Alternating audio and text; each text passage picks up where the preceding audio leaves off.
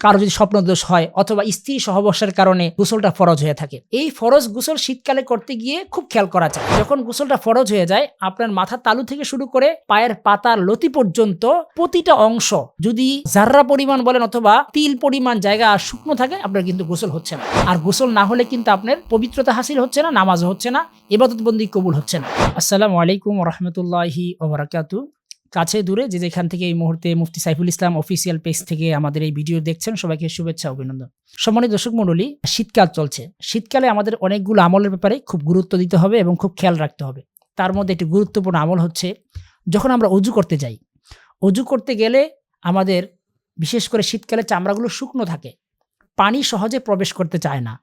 এই কারণে শীতকালে যখন অজু করি, আমরা অজু করার সময় আমাদের মুখমণ্ডল, হাত, পা ধৌত করার সময় ভালো করে আমাদের এই অঙ্গগুলাকে মর্দন করতে হবে। পানিটা যেন আপন অবস্থায় খুব সুন্দর করে যে জায়গাটা ফরজ দোয়া অজুর মধ্যে, সেই জায়গায় পৌঁছে খুব খেয়াল করতে হবে। অনেক সময় আমরা নর্মালি গ্রীষ্মকালে, গরমকালে পানিটা সামান্য দিয়ে দিলে মনে হয় পানিটা চলে যায়, কিন্তু শীতকালে যেহেতু চামড়াগুলো শুকনো শুকনো থাকে, শুষ্ক শুষ্ক থাকে, অনেক সময় পানি সহজে যেতে চায় না। এজন্য আপনাকে মুখ ধোয়ার সময়, হাত ধোয়ার সময়, পা এবং হাতের আঙ্গুলগুলো খিলাল করার সময় এগুলো খুব ভালো করে পানিগুলো প্রবেশ করেছে কিনা খেয়াল করতে হবে। কেননা আপনি খুব তাড়াহুড়া করে অজু করলেন, কিন্তু এই পানিগুলা আপন অবস্থায় প্রবেশ না করার কারণে আপনার অজুটা শুদ্ধ হচ্ছে না, ফরজ নামাজটা নষ্ট হয়ে যাচ্ছে অজু শুদ্ধ না হওয়ার কারণে। দ্বিতীয় একটা বিষয় হচ্ছে গোসল ফরজ। যাদের উপর গোসলটা ফরজ হয়, গোসল ফরজ হওয়ার অনেকগুলো কারণ আছে, যেটা আমরা অন্য একটি ভিডিওতে আলোচনা করব। তো গোসল ফরজ হওয়ার যতগুলো কারণ আছে, তার মধ্যে একটি হচ্ছে, কারো যদি স্বপ্নদোষ হয় অথবা স্ত্রী সহবাসের কারণে তার এই গোসলটা ফরজ হয়ে থাকে। তো স্বপ্নদোষ হোক অথবা স্ত্রী সহবাসের কারণে গোসলটা ফরজ হয়েছে, এই ফরজ গোসল শীতকালে করতে গিয়ে খুব খেয়াল করা চাই।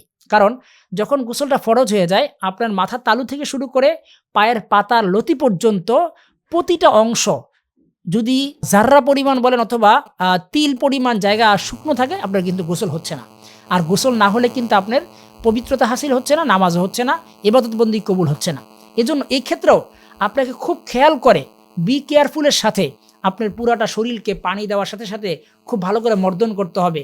ভালো করে প্রত্যেকটা জায়গায় যেন পানি যায়, এই জন্য আপনাকে খুব ভালো করে হাত দিয়ে মর্দন করতে হবে। বিশেষ করে শরীরের নাভির নিচের অংশটা, আমাদের যে সমস্ত জায়গাগুলো গোপন অঙ্গ রয়েছে, গোপন অঙ্গের জায়গাগুলোকে খুব ভালো করে পানি প্রবেশ করাইতে হবে।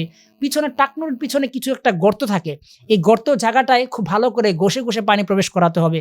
আমাদের আঙ্গুলগুলো শীতকালে শুষ্ক শুষ্ক হয়ে থাকে, এগুলোতে খুব ভালো করে একেবারে মর্দন করে করে পানি পৌঁছাতে হবে। এই দুইটা বিষয় খুব গুরুত্বপূর্ণ।